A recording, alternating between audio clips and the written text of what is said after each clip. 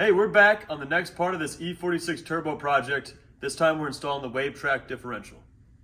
If you're doing this, it's a good opportunity for you to do the subframe reinforcement kit, but I'm going to attempt to not remove the subframe for this part and just take the differential out.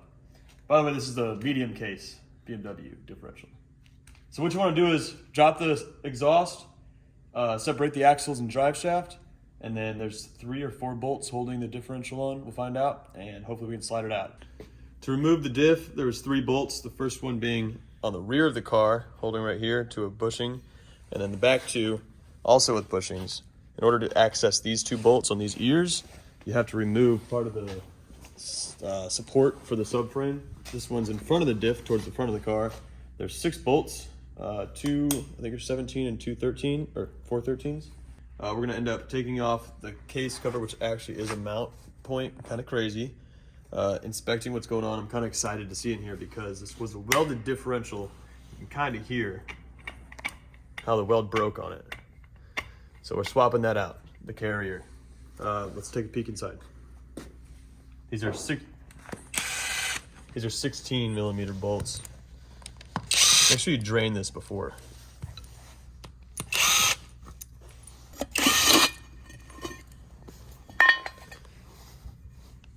All right, take a peek. I think what we're seeing down there is what was a metal plate to weld between the gears. So that failed pretty poorly. There's the other plate. Okay. Ooh. Yeah. Carnage. Yeah, that'll probably just pop out if we try hard enough. We don't have to. What we're gonna do is, well, actually we do have to take the C-clips out to remove these output shafts. And then we can remove the carrier, unbolt the ring gear, put that onto the new Wavetrac LSD and reinstall it. We're gonna use a slide hammer to pull out these output shafts. You can try pry bar, but I doubt it'd work. Let's go ahead and hook it up. It's pretty easy to get them out.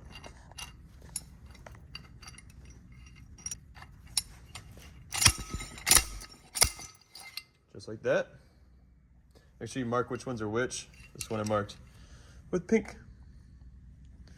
The other side's blue. All right, I'm gonna show you how to get these output shaft seals on, but real quick, I'm gonna show you the one that I got out. This one's disgusting. There's a slob of metal grime in the base right here. I pulled some out down here, and it's just disgusting. So it's a good thing we're replacing just about every piece of metal in here, including the bearings. Let's knock out the other side real quick. There. This is just a tire tool. Just like that. And then we got C-clips on the inside we're gonna pull out. You're gonna get your little C-clip remover tool. This one's a pretty hefty C-clip. Hopefully this will do it. Man. There we go. Gross. This is on the blue side. So we're gonna leave it with the blue one, wherever that is. Not that one. This one. Of course, we're gonna clean this all up before putting it back together. But supposedly, this comes out. Bearing race. I'm gonna grab some magnets, see if that'll do it. All right, you might get lucky and be able to get this bearing race out with some magnets. You gotta have pretty strong magnets. I don't know, the rust on the lip won't let us take it out. All right, we're gonna clean that lip real quick from the rust. All right, so now we're gonna do this side and pull that bearing race up. It should be enough for this diff to be pulled out.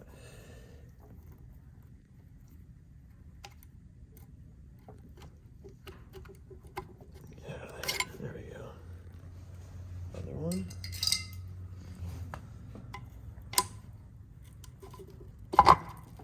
All right, there goes the diff. Let's see if we can wiggle it out here. Maybe, I think so. Here? Yeah, I think you might be able to walk it out now. Well, the problem is these bearing races, I think, need to come out a little bit more. Let's see if that does it. Send this one in all the way as far as possible. Yeah. It's gonna be a little game, but it should be able to come out. Maybe. You go the other way. It's not a bad idea to wear some gloves during this. Gloves are optional, but recommended. Okay, definitely not that direction. We're gonna go back, reevaluate. Oh, I think you gotta spin the diff a little bit to where that spider gear opening is accessible. I think you just keep spinning it. Like that. There we go. There she is. We don't want this anymore. This is going to scrap. We're gonna get new bearings, put them on the new diff. Clean this out as much as possible. Show me that light. Okay, I'd love to right now, but wear gloves. yeah. But hey, that's step one. Get the old one out. As you can tell, there's a lot of carnage in here. Push these in through. I can't go that way. But we'll get it all cleaned out, and we'll get that Wavetrac installed. Yeah. All right, this smells really bad.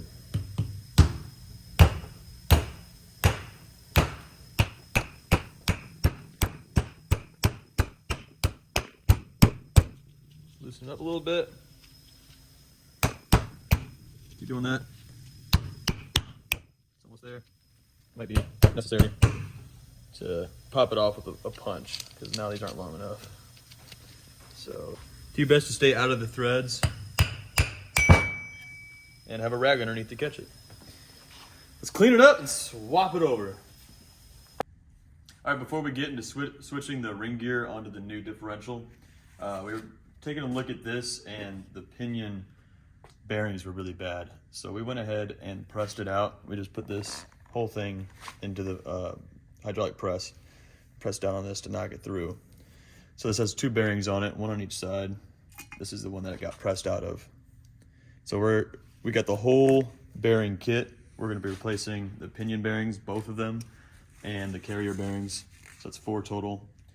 These 2 are the carrier bearings, and we're gonna take care of putting these on, pressing them on, just like how this one shows, but onto the new differential before we put the ring gear on, just so we don't damage the ring gear at all. And then we'll get into figuring out how to get these bearing races out and putting the new bearings on the pinion and torquing that down properly. All right, so we already hit out the inner bearing race. We're just using a big punch and hammer, work its way around lightly, and it'll knock it out. And then we're gonna use the hydraulic press to put them back in place by taking the old bearing races and grinding them down a little bit on the outside so they're slightly smaller diameter, but they'll press in the new bearing race way easier and it won't mess it up.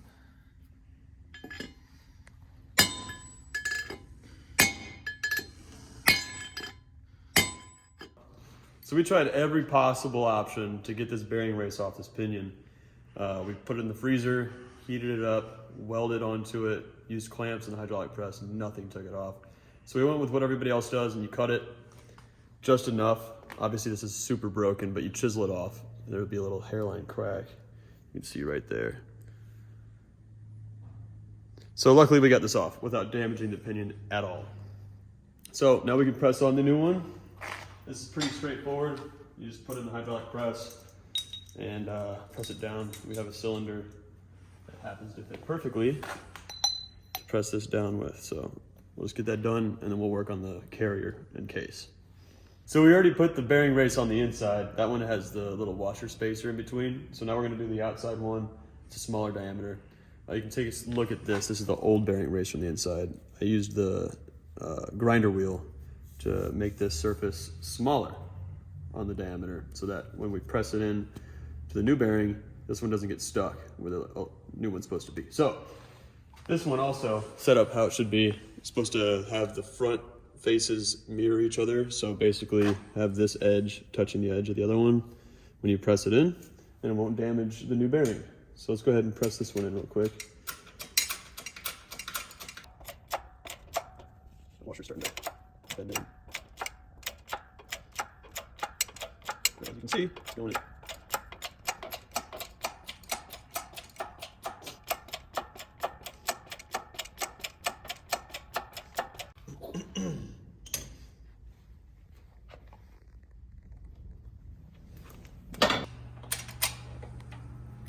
All right, so what we got going on is we got the pinion in place with the crush washer on the shaft between what we're doing with the two bearings. We have it suspended by this big piece of metal, so the housing is, you know, not touching. So it's basically just pressing the bearings together. We're gonna go down until we start to see the race touch the bearing rollers, and then we'll stop and we'll get to the next point, which we got something cool to show you. All right, so we press this in the press. There's a little bit of movement left, which is what we want, so we can fine tune it on the next step. But basically it's held in there pretty good, but just a little bit of movement, so we didn't crush that crush washer too much. So we're gonna add a little bit of oil to these bearings, which is actually the diff fluid. And then we're gonna put the seal in and put the output flange on and work from there to fine tune this preload on these bearings.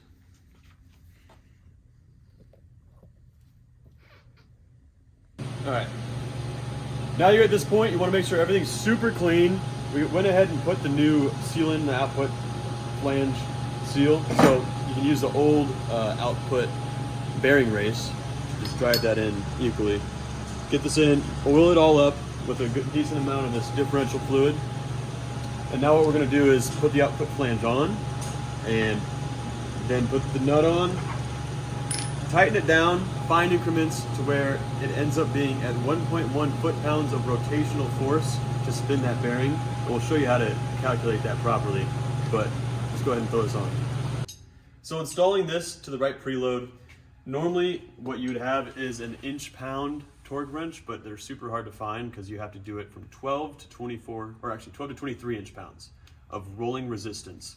So basically, as the force you need to spin this bearing needs to be between 12 and 23. However, to make it easy on everybody, you're gonna need to attach something to this regardless to keep it from moving as you tighten this bolt. What we did was just get an angle iron and drill through it, bolt it to the output flange, and we laid this down so we could really put some force on it, but do it in very small increments. Getting a demonstration. Okay.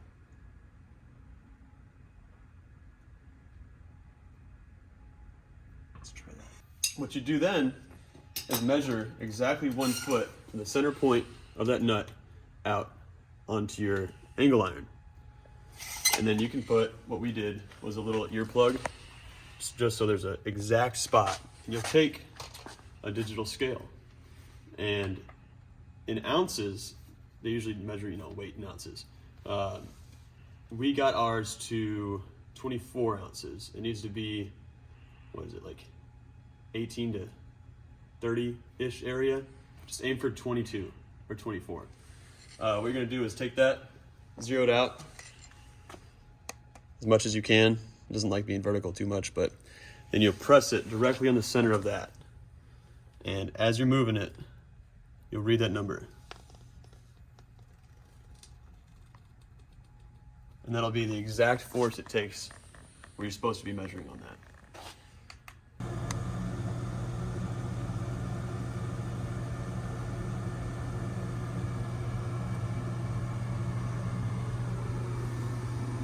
Yeah.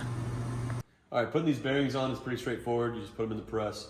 Then you get the ring gear and line it up. You can use the old bolts to tighten it up and pull it into place. You just do a big star pattern. You'll take them back out. We're gonna use some red Loctite and do a star pattern torque at 110 foot-pounds. And then we'll be good to throw this in.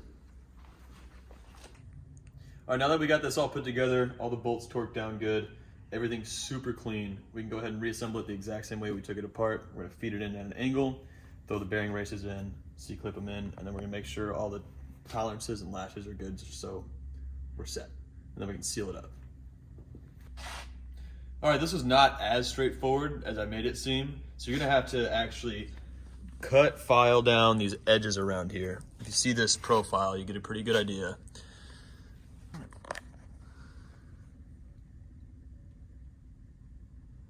That allows this diff to get in because this one has a full round housing, as where this one has the cutout that lets you slide it out.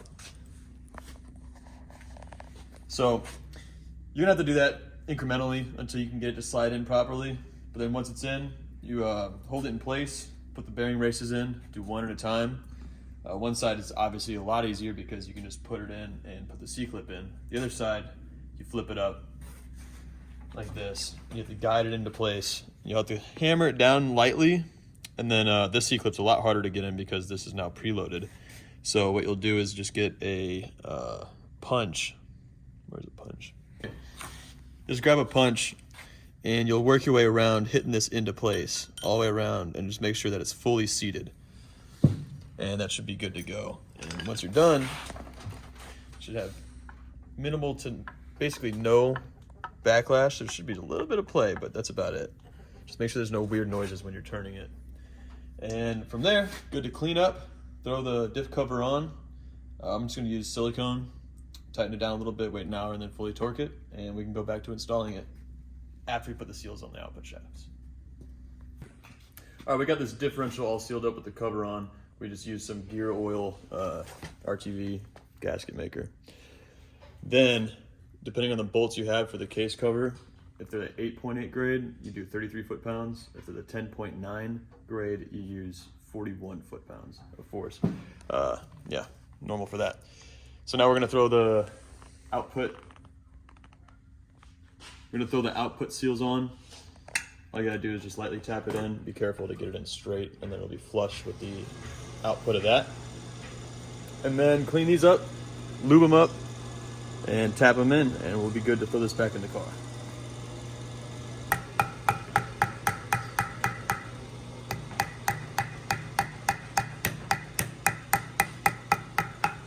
Oh.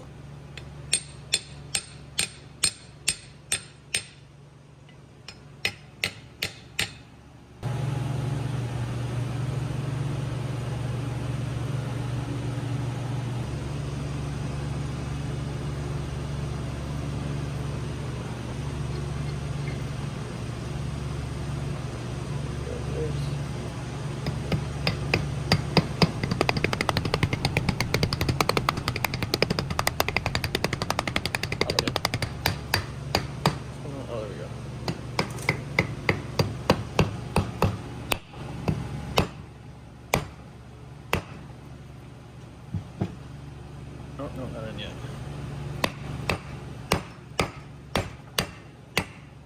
That sounded like it clicked. Yep. Just give it a quick test, make sure everything is moving freely and properly. The input shaft, both spin in the right direction. You can spin these by hand, and then you can also spin them opposite. It should do, yeah. But obviously it's working good. Let's throw it in. Once you get the differential back in place, fill it with the factory fluid. We use 75W90 gear oil. Make sure it's factory fill level so it just pours out of the fill spot. And then take it out and drive it in figure eights, make sure it's all set in good, and take it on a quick drive forward to make sure that oil gets spun around, but it should be set. Thanks for watching. If you want to see more videos on this project, we have a few uploaded on the turbo build, and we'll be doing plenty more like suspension in the future.